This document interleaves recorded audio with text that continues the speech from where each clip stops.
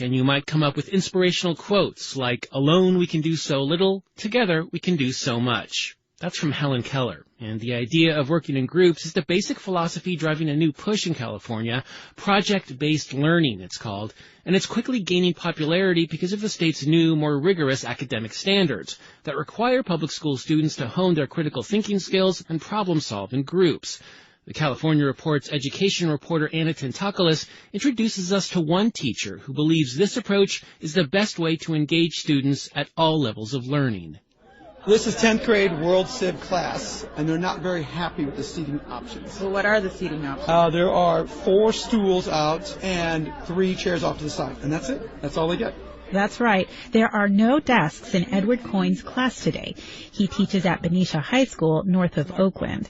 His students are studying life before the French Revolution. The students sitting on the floor are peasants.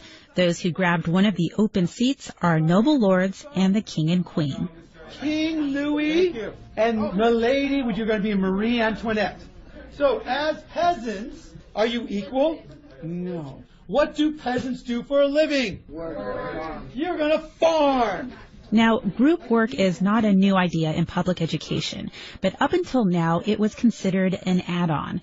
It's voluntary in the state. 5 school districts, including San Jose and Fresno, have adopted this method, and more schools are taking it on themselves. For Coyne, there's a deeply personal reason why he's adopted this approach. As a boy, he hated school. I was told, my personality reeks, I'll never be successful, and you'll never graduate from high school. Coyne was dyslexic, but many of his teachers didn't know that.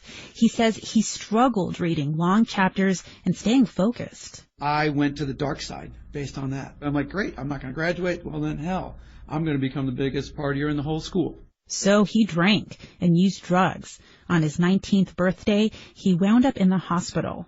Once he got clean and sober, Coyne knew the right thing to do was to head back to school. I was like, okay, I can do this. As a teacher, Coyne has been determined to help all students who have a tough time in the traditional classroom setting. He says the solution is to turn almost every class assignment into a creative project. First time in their lives, they've been asked what they think, and they've been asked to analyze something when they didn't even know what analyze means. Forget it. You can do this. After Coyne's 10th grade students settled down, they researched their new roles and how the French economy worked at the time. The peasants draw strands of wheat on tiny pieces of paper on deadline. Once time is up, the groups tally their wheat and calculate profits. The peasants get nothing back. The noble lords get a 10% cut, and the rest goes to King Louis. Student Harrison Meyer says he gets this style of learning. I think our focus levels are a lot higher, and we're also in a more relaxed environment.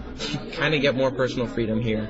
Gavin Griffin took Coyne's class a couple years ago. He loved the Cold War project, which got the whole school searching for clues. But I can't remember, what I did last week in my history class. So, I took this class 2 years ago, so it's definitely stuck with me more than anything else. But educators say in order for project-based learning to really work, the school day needs to change so teachers have plenty of time to plan and evaluate whether it's working. Rick Ayers is an education professor at the University of San Francisco.